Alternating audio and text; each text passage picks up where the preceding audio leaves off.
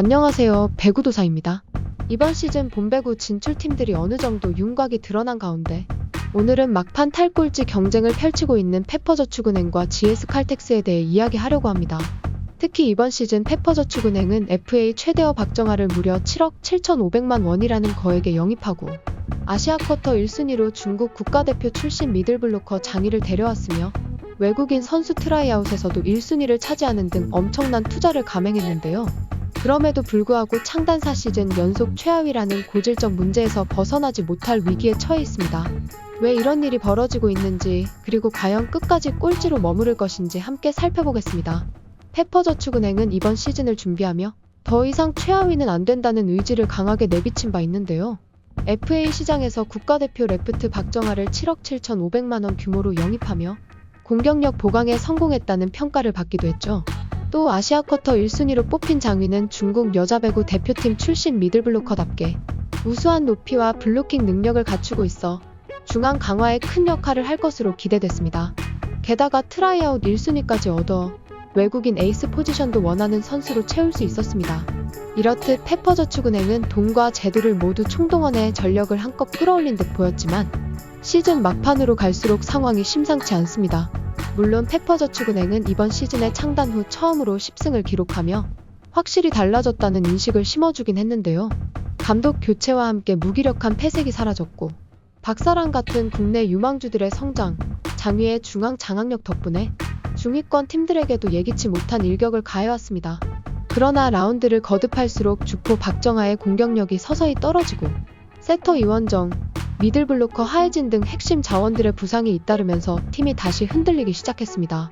최근에는 3연패에 빠져 승점을 추가하지 못하고 있고 최하위 GS칼텍스와 불과 승점 2점 차밖에 나지 않아 6위 자리가 매우 위태로운 상태죠.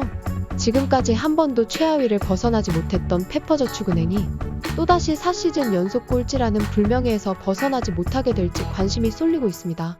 그렇다면 페퍼는 왜 투자 대비 성적이 나지 않을까요? 도대체 무엇이 문제일까요? 우선 선수를 데려오는 전력 보강과 팀 운영 체계가 함께 맞물려야 하지만 페퍼저축은행은 창단 이후 어느 하나도 안정적으로 자리 잡히지 않았다는 지적이 있습니다.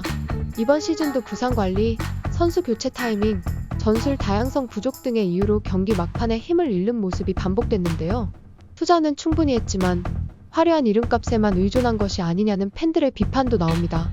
이렇듯 선수 영입은 곧 성적 상승이라는 공식을 기대하기엔 팀 전체적인 밸런스와 시스템, 스태프 역량 등이 뒤따라주지 않는 게 현실인 것입니다. 그러나 페퍼저축은행이 아직 최하위로 확정된 것은 아닙니다. GS칼텍스와는 승점 2점 차로 남은 경기에서 조금이라도 더 승점을 쌓으면 탈꼴찌가 가능합니다. 특히 주전 세터 이원정과 미들블로커 하혜진이 최근 부상에서 복귀했다는 소식도 있어 컨디션이 회복된다면 막판 한두 경기가 승부를 뒤집을 수도 있습니다. 문제는 GS칼텍스가 최근 상승세를 타고 있다는 점입니다. 외국인 선수 실바가 살아나고 세터 안혜진과 레프트 유서연 등 부상 복귀 선수들이 합류하면서 연승 흐름을 보이는 중이죠. 만약 GS칼텍스가 이 기세로 승점을 추가해버린다면 페퍼저축은행은 다시 한번 창단 4시즌 연속 꼴찌를 피하지 못할 수도 있습니다.